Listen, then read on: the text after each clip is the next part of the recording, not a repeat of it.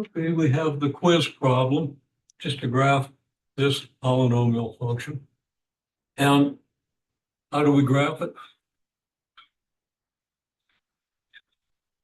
I'm going to say we find the zeros.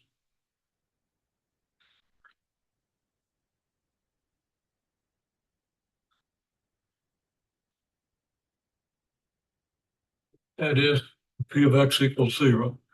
So I'm telling you it's a really good idea to write out the equation.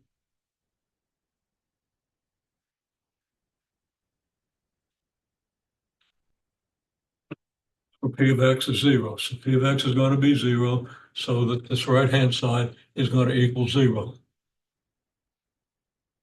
Three things multiplied together can only give you 0 if one of them happens to be 0.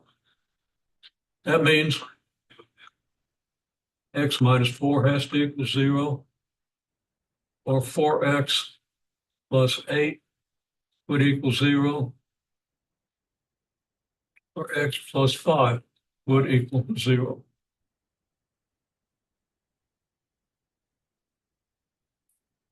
Solving these equations, we get x equals 4,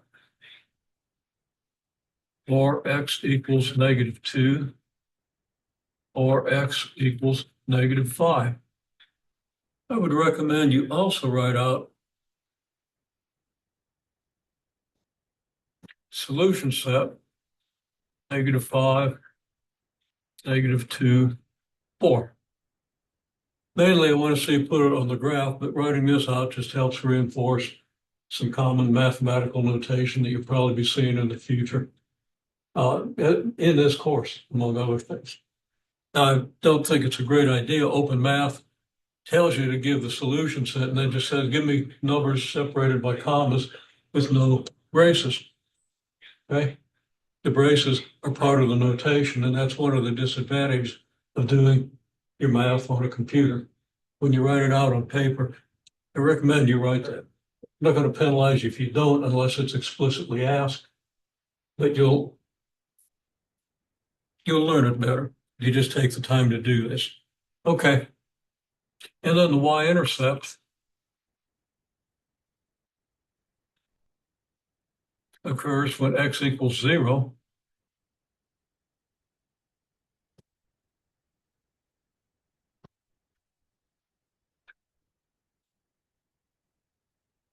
So y-intercept is p of 0, which equals 0 minus 4 times 0 plus 8 times 0 plus 5 equals negative 4 times 8 times 5, which is negative 160. Okay, so right there we got a really good start on the graph. Set of coordinate axes.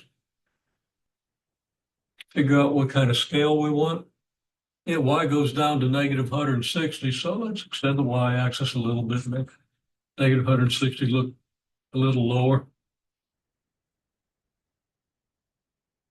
Okay, you really put it wherever you want to as long as it's negative, but you want some space there.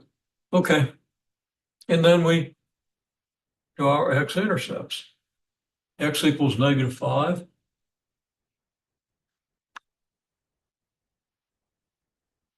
And a vertical line for x equals negative 2.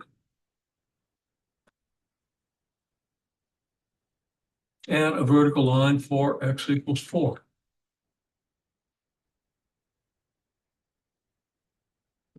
And we're going to have x-intercepts here, here, and here. And we're going to have a y-intercept down here. Then we have to determine the long run behavior. The way I'm going to recommend that you learn the long run behavior is by simply understanding that the overall graph, if you zoom way back, is going to be the graph you get from the x times the 4x times the x. Okay?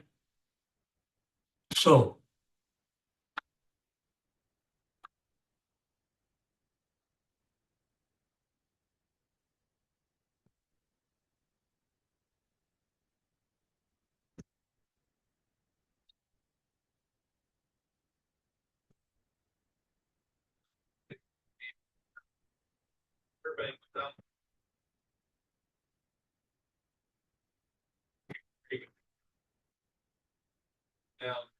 And that's 4x cubed. That's the leading term, the highest power term, if you expand using the distributive law. You will get a 4x squared by multiplying these two binomials. And then when you multiply by the last one, you go to get another x. That's going to give you 4x cubed. So just make a note. This is a leading term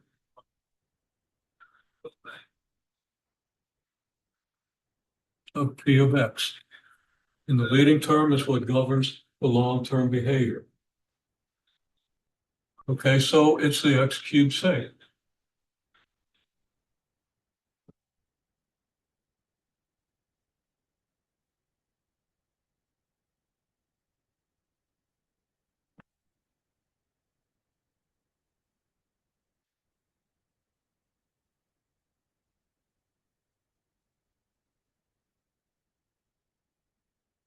The zoomed out graph has the shape of the cubic function.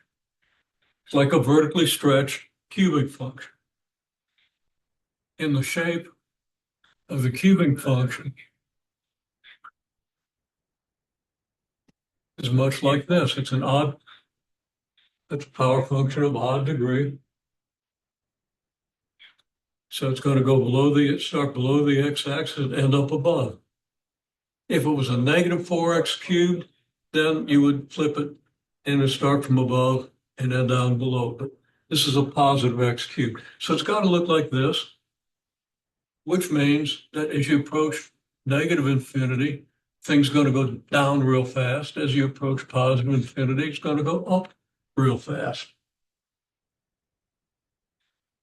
This means that our long run behavior is like this and like this, just as indicated here. So now we can draw the curve. Comes up, turns around, comes down, probably keeps going down a little further, then it comes up, takes off. Okay? So you might want to look at the videos, review the one from last time, but draw it yourself. That'll give you a minute to take some notes so that you hopefully remember the idea.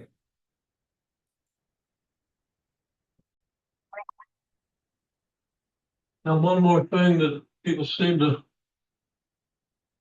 still not have a real good grasp on is the shapes of power function graphs. So I'm just going to quickly put these down because I'm pretty sure I went over this about a week ago in class when we were talking about that section. I say pretty sure because I'm teaching 3 similar classes. Right now, I don't have time to go back and look at it. Don't want to take class time to make sure what I'm telling you you've seen already, but okay. So here's 3 sets of x and y axes.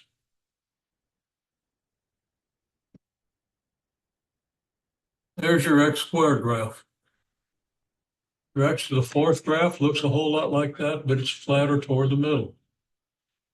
X to the 6th, even steeper on the edges and even flatter in the middle.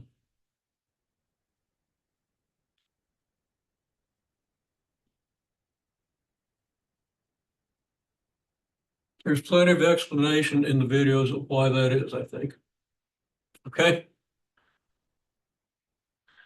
But this tells you if the leading term of your polynomial is an even power, it's probably going to be a 2nd, 4th, or 6th power in this course. Okay? Yeah, I'm not saying you couldn't get an 8th or 10th power, but just make it really flat in the middle and you'll have the right general shape. And what we're using these graphs for is simply to figure out the end behavior. So it's very clear that in all 3 cases, the end behavior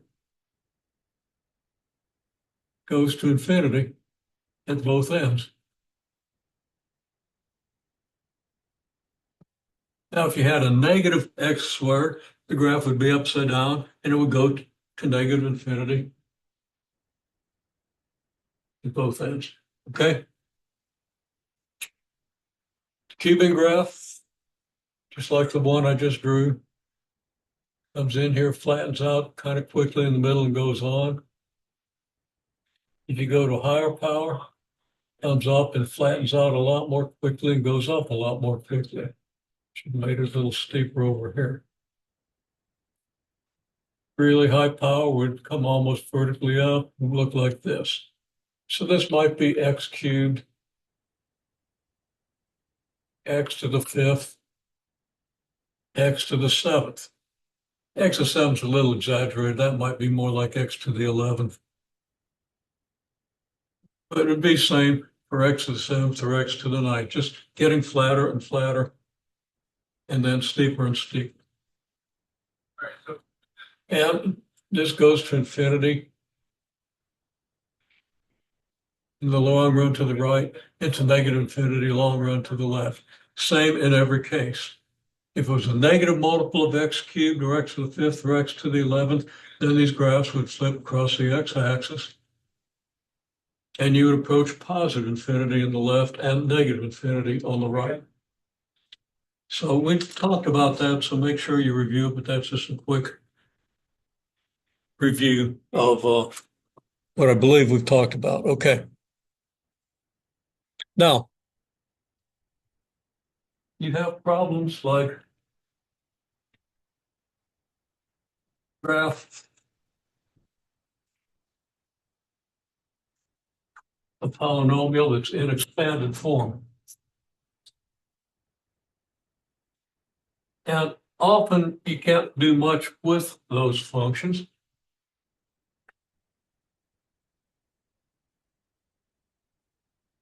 But the functions you get in this course are going to be contrived so that you can do something with them. So I'm going to let P of x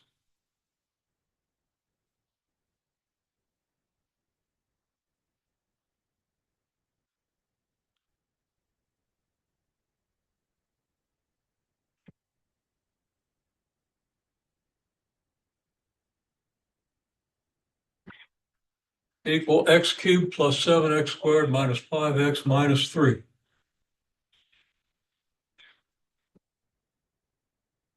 Now, take a second and put easy numbers like -1 and 1 and -2 and 2 into that equation and see if you can find one of them that gives you 0. So I'm going to say find a 0 by inspection.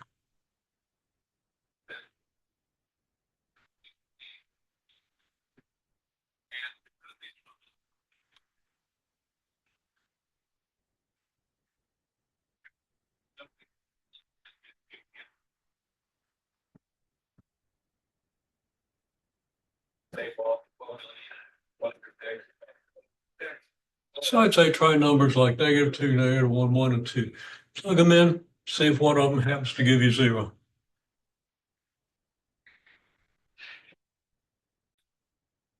Okay, anybody get one? Okay, well, I'll show you which one it is. Well, let's just try one that isn't.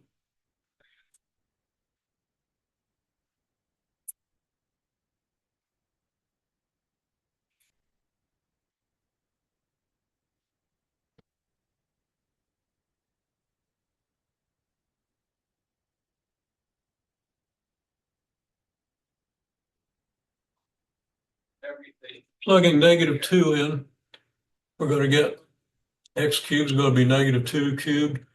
X squared is going to be -2 squared. And of course, that's multiplied by 7.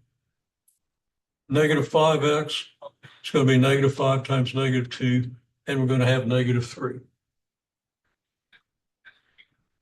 This equals 8 plus 28 minus 10 minus 3. These numbers are bigger than these numbers, so you know it's not going to be 0. You don't even have to add them all. Okay? Now we try -1, but I'm going to try the one that works. When you get to 1, P of 1, and that might really be the first one you try. Okay? I wrote down -2, -1, 1, 2. So you try a couple numbers that didn't work. Okay? And you might not have had time to get to the one that does, and let's hope it does, because I made it up that way. Okay. Plugging in 1, we get 1 cubed plus 7 times 1 squared minus 5 times 1 minus 3. Well, 1 cubed is 1, 1 squared is 1, multiplied by 7, we get 7.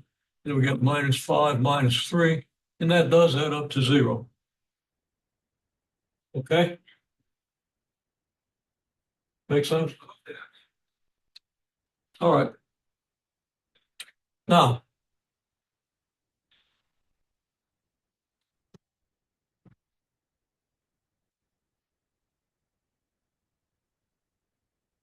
since P of 1 equals 0,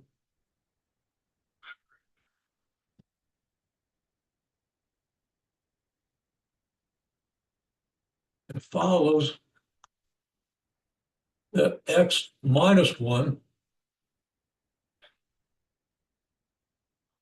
divides x cubed plus 7x squared minus 5x minus 3, which is, of course, P of x.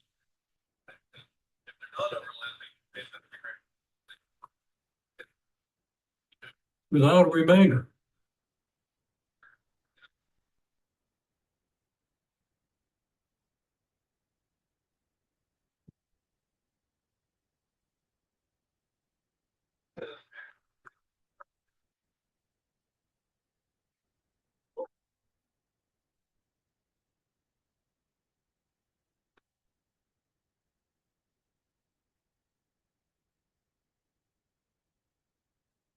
So I'm going to tell you how to calculate the quotient. Quotient is what you get when you divide one by the other, okay? We're going to use long division. We're going to divide x minus 1 into x cubed plus 7x squared minus 5x minus 3. Okay. Now, might have been 100 years since you've done a long division, but you did that. In our educational system, did that in about 5th grade. And, it was 100 years ago. Might as well have been. Okay. But it'll come back to you. Okay. And what we do is we see how many times x goes into x cubed. Well, the other way of saying that is, what would we multiply by x in order to get x cubed? It would have to be x squared, wouldn't it? Okay. Put x squared here because if we multiply x squared by x, we get x cubed. So x squared times x gives us x cubed. Of course, if we multiply x squared by x, we've got to multiply it by -1, which will give us a negative x squared. Does that step make sense? You put whatever you need here, so when you multiply by this, you get this. And then whatever else goes along with it, you got to write it down too. Okay? Now, Open Math also give you good explanations on this. Open Math, in most of the explanations I've seen, tells you, okay, well, what you need to do. When you have x squared here, that means you're going to already have x cubed minus x squared. And you're trying to get x cubed plus 7x squared minus 5x minus 3. You've already got your x cubed. And that's why you're going to subtract what you've got here from what you got up here. We're going to subtract the x cubed. We're also going to subtract the negative x squared. Of course, when you subtract negative x squared, you got to add x squared. So I'm going to put a little plus sign here because it'll drive you crazy remembering to always subtract the negatives by doing addition, okay?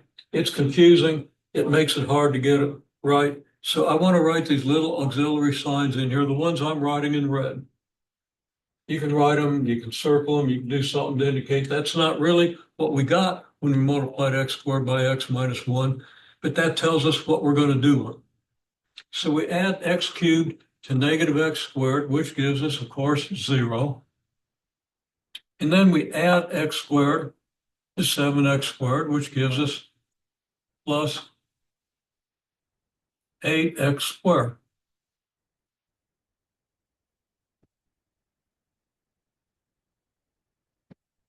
Well, we wrote down 0 plus 8x squared, but it's not really necessary to write down the 0. As long as we understand that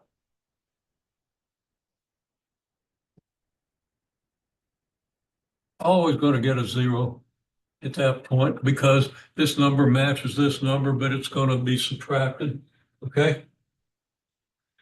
Now we divide x into 8x squared. So what would I put up here? What would I multiply by x to get 8x squared? Well, I would multiply 8x by x and I'd get 8x squared. 8x times x gives us 8x squared, so this is going to do exactly what we want when we subtract it. You know, get rid of this. Okay? Then we have a minus 5x over here. Well, let's just multiply 8x by negative 1. That gives us minus 8x. Okay? Now, the minus 8x is going to be subtracted from the minus 5x up here. But often we're going to write the minus 5x here because we don't want to exhaust our eyes by looking all the way up here every time. A little less confusing to have it right here. Sometimes you'll see it done one way, sometimes another.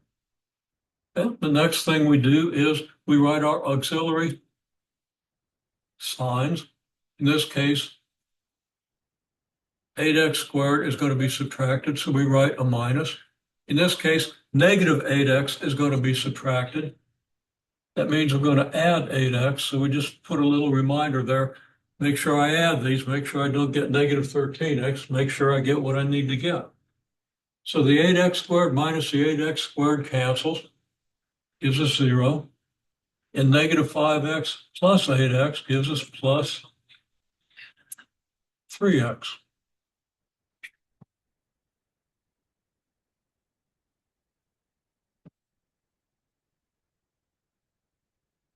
Now, anticipating that we're going to multiply 8x by the, I'm sorry, we're going to multiply whatever we get here by the x minus 1. Well, let's just do it. Okay, x then goes into 3x. What would I multiply by x to get 3x? That's not a trick question. We're going to multiply by 3. So we have a plus 3. Now, 3 times x is 3x. 3 times minus 1 is minus 3. We write our auxiliary plus sign, or minus sign here, auxiliary plus sign here. We'll bring down this minus 3 here just to remind us what we're doing. So what we've got is 3x minus 3x and minus 3 plus 3. That gives us 0 both times, doesn't it?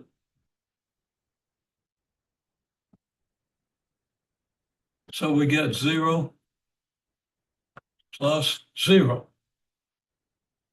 Well, at this stage, what people usually learn in 5th grade, at least apparently people seem to recognize it. I just put a double underline here, and I don't even write out the 0 plus 0. I just say, okay, that came out even.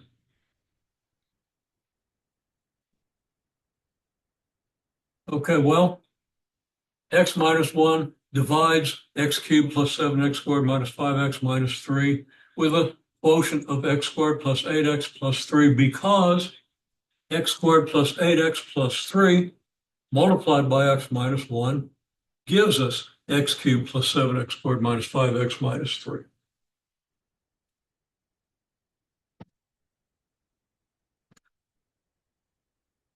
we can say that x minus 1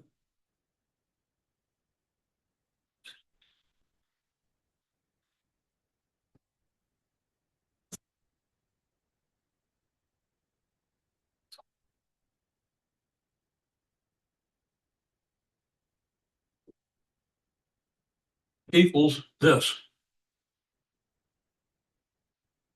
Can you look at x cubed plus 7x squared minus 5x plus 3 and see where it's going to be 0? You can't. Can you look at this and tell where it's going to be 0? X minus 1 times x squared plus 8x plus 3. Where's that going to be equal to 0? Go ahead and write this now.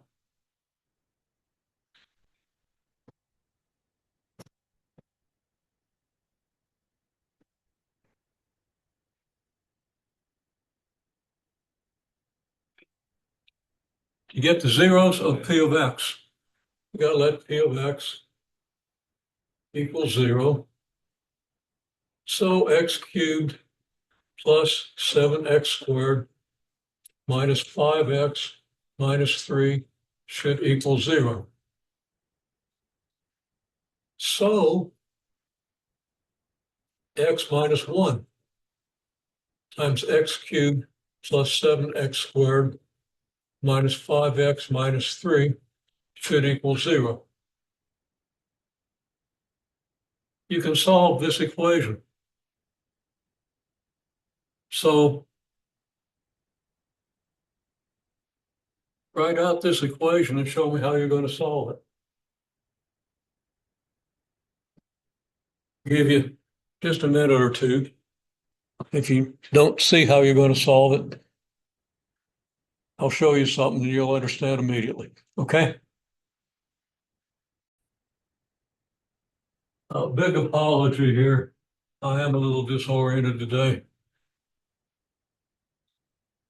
Might not have shown clearly until just now. But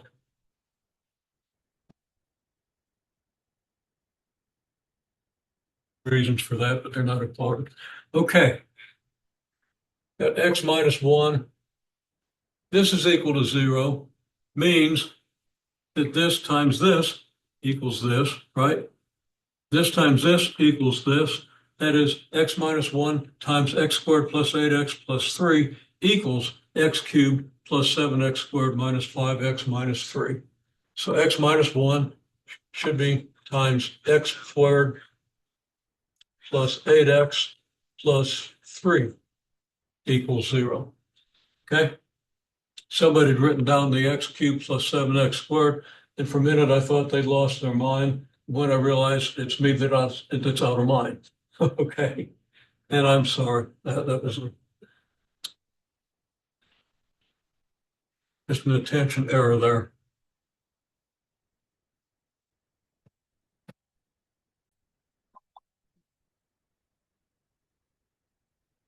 Okay, now what I'm seeing is people trying to think about too many things at once. Okay? It's one thing only. When you have an equation which says something times something equals 0, you immediately don't look right, don't look left, don't pass go, don't collect $10,000. Okay? You immediately write down 3 or 4 or 2 equations, because if these things all multiply out to 0, then the only way it can happen is if one of them is 0. So you set the first one equal to 0, you don't put the word or, circle it, write it in red letters, make it flash, okay? Or the second one equals 0, or the third one equals 0. And then as you solve those, you keep the word or in there, so you know the logic of what the solution is. You get in that habit, okay? You simply reinforce that habit. Every time you see one of these problems, you're going to have an opportunity to write that out and reinforce it, okay? If you do, you're going to have a much deeper understanding of what you're doing, and you're going to also develop good habits. Okay, so we have this equation here. Well, we have something times something equals zero. One of those somethings has to be zero. If one of those somethings is zero, then the whole thing is zero. So we got x minus 1 could equal 0, or x squared plus 8x plus 3 could equal 0. Okay? Now we know how to solve this equation. We add 1 to both sides and everything, so we get x equals 1. Or how do we solve this equation? Well, you're used to looking at linear equations, all of a sudden we got something else there. That's a quadratic equation, and you know how to solve it. You use a quadratic formula.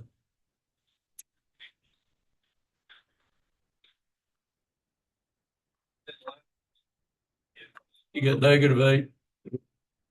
Now the equations are x minus 1 equals 0, or x squared plus 8x plus 3 equals 0. The second equation, x squared plus 8x plus 3 equals 0. X would equal -8 plus or minus square root of 8 squared minus 4 times 1 times 3. All that divided by 2 times 1. Once you get a quadratic equation, if you can factor it, then it's good to solve it by factoring. But you're not going to factor that. Okay? There's no way the factors of 3 and on a modic polynomial are going to add up to 8. Okay? It just isn't going to happen. So you immediately go to the quadratic formula and you're going to get probably an approximation. I don't think it's going to come out a whole number by any means. That's going to be 64 minus 12, which is 52 over 2. Now, you might or might not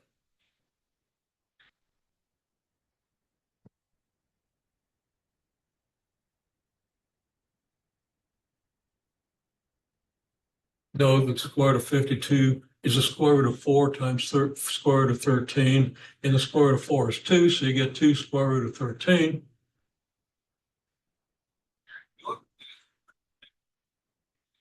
And that's just a little easier to do. Actually, it's not all that much easier to do in my head personally. Square root of 52 is about 7.2. -8 plus 7.2 is 0.8. -0.8.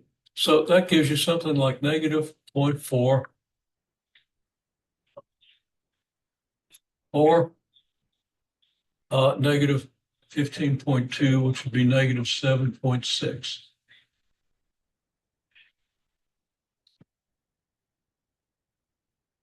Okay, so our solutions are x equals 1. Well, x equals 1 is a solution, or x equals -4 is a solution, or x equals -7.6 is a solution. Those are approximate solutions. So let me make a little wavy equal sign here. Say this is approximately equal to -0.4 or -0.6.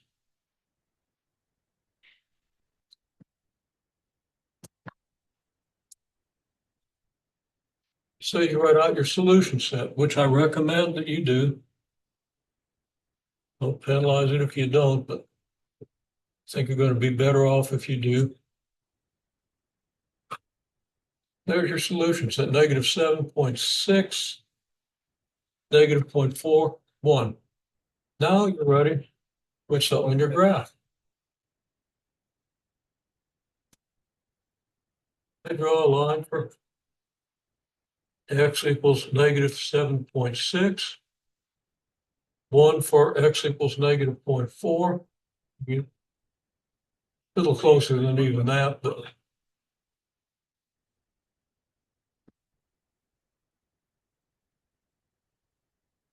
and a line for x equals 1.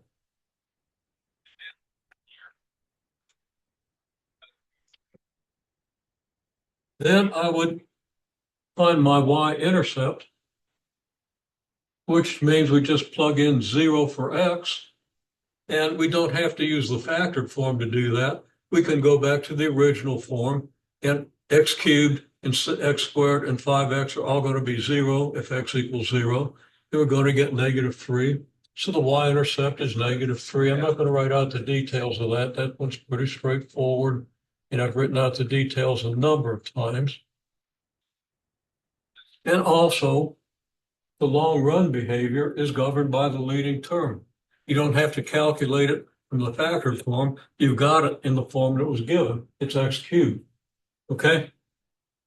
So leading term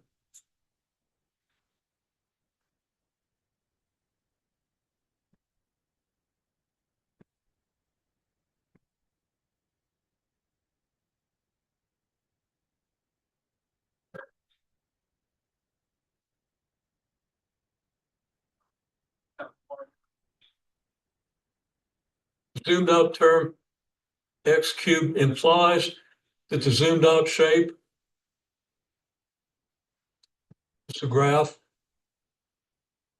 of a cubing function. Going to look like this, meaning goes toward negative infinity on the left, toward positive infinity on the right.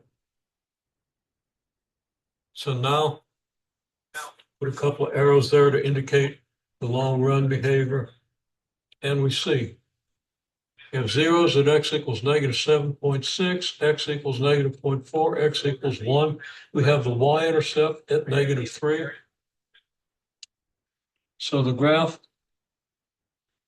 comes up through negative values, comes up pretty steeply, but then it starts to right around. So if you go down through here, and then it's got to turn around pretty quickly to get back up through here. It almost looks like it's not smooth there, but it looks something like this, which is very much like what you drew before. Okay? Because again, we have two zeros to the left of the y-axis, 1 0 to the right, as we did in the preceding example. Now, I didn't know that it was going to work out that way. I didn't even know that we were going to get 3 zeros. I knew we were going to get 1 when I made up the problem because I made sure that x equals 1 would be a solution. That's all I knew. And all I did was I just wrote down coefficients that add up to 0 to make it easy on myself because I know I'm a little distracted this morning, okay? This might be a combination of allergies and other stuff.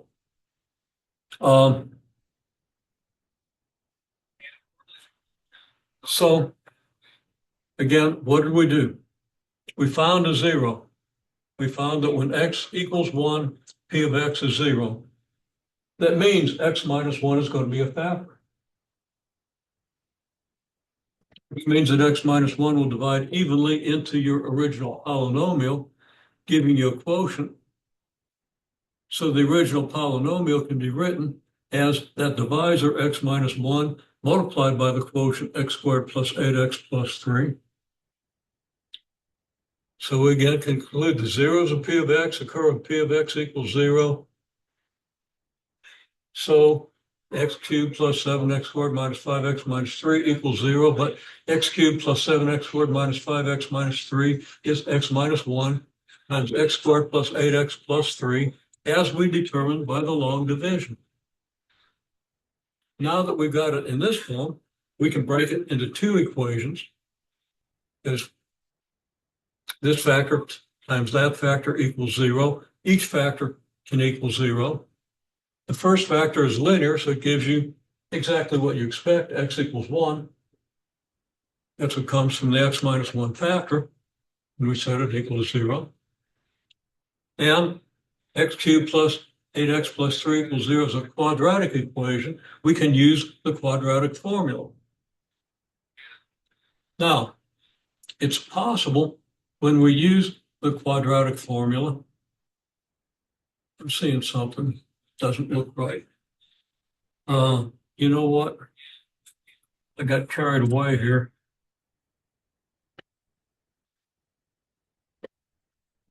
I saw that again because look at my screen over there. I realized I was off the screen. Okay. Again, as I was saying, zeros of P of X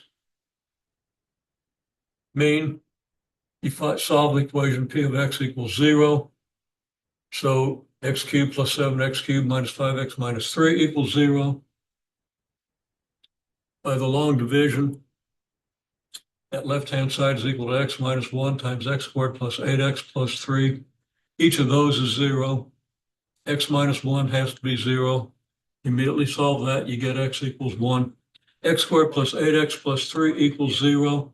It's a quadratic function. You plug in and you find x value is approximately negative 0.4, negative 0.7, 7.6, negative 7.6.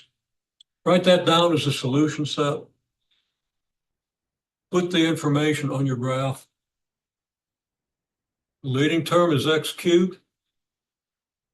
So that means a zoomed out shape is a shape of the cubic function, which means it goes to negative infinity when x goes to negative infinity and positive infinity when x goes to positive. Using that information, put a couple of arrows in the graph again to remind ourselves which way we're going. And we sketch a smooth curve through all the points that we've plotted.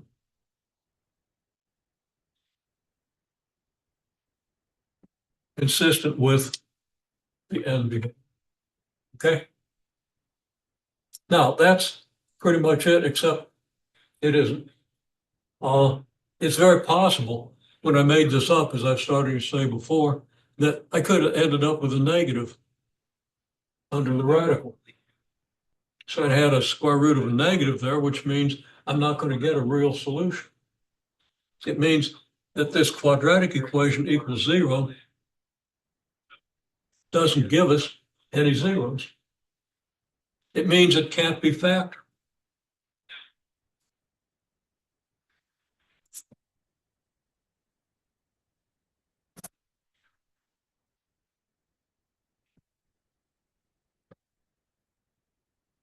It means it can't be reduced. And I'm not going to explain the detailed meaning of that. But what we find is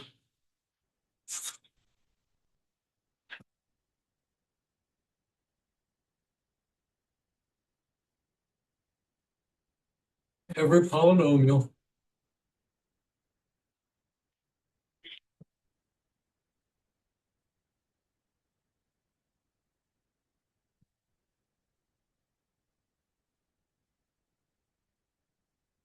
can be factored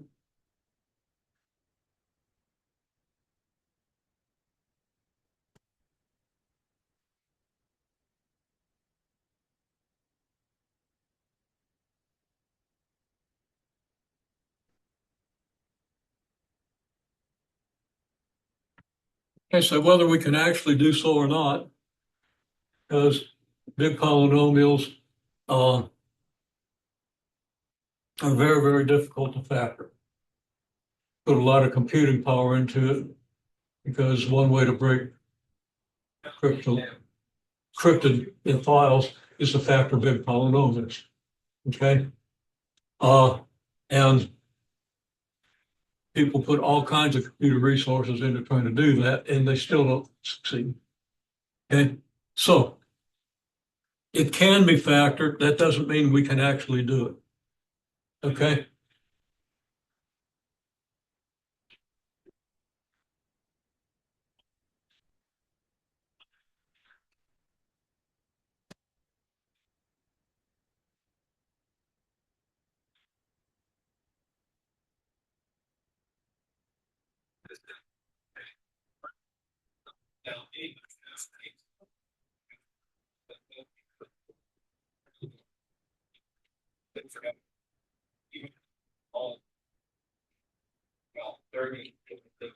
can be factored into linear factors and irreducible quadratic factors.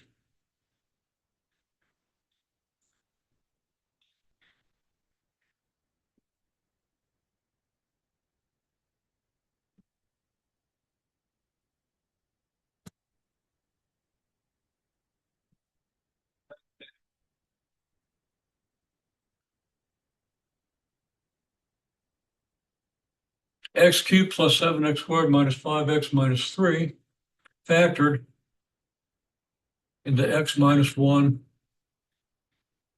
times x squared plus 8x plus 3.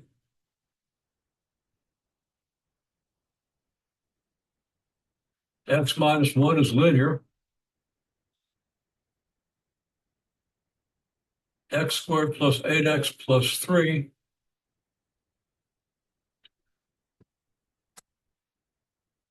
is quadratic.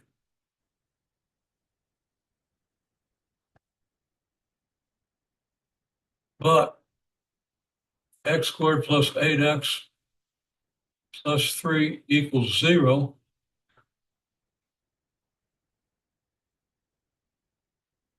Has real solutions.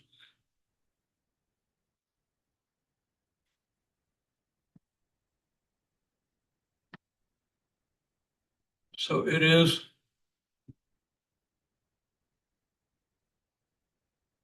reducible.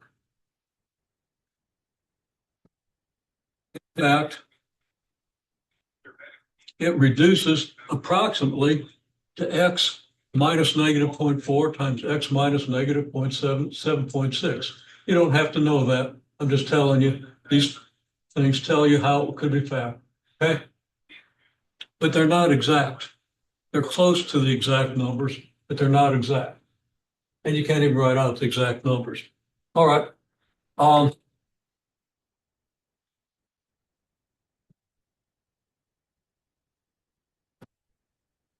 Fourth thing I want to tell you.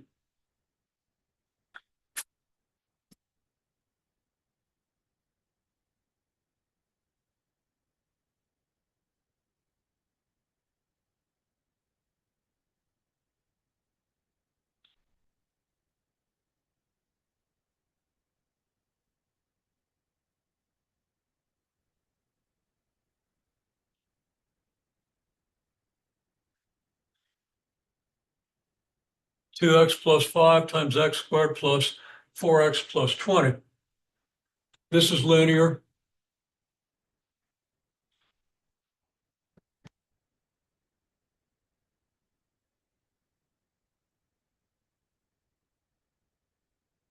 This is an irreducible quadratic.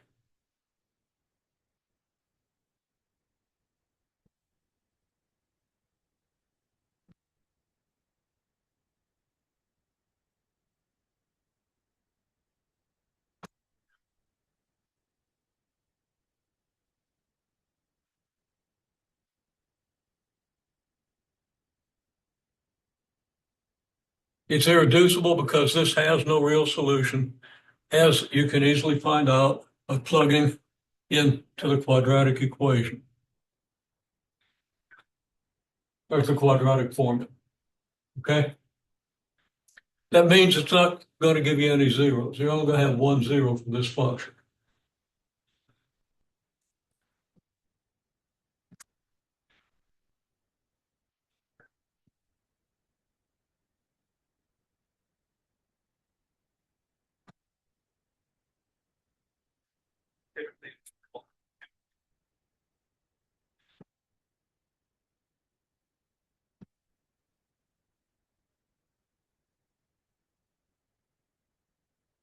It has only one x-intercept.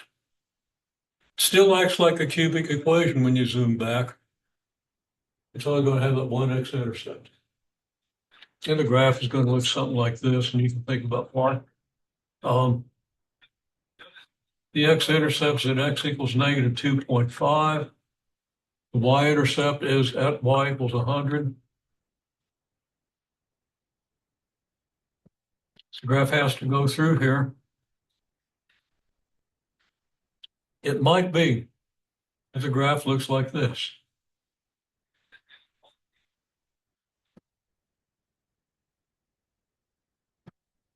That might not be what it looks like. That's kind of my best guess as to what it probably looks like. Okay. It might wiggle a little bit. It might wiggle as much as this graph does.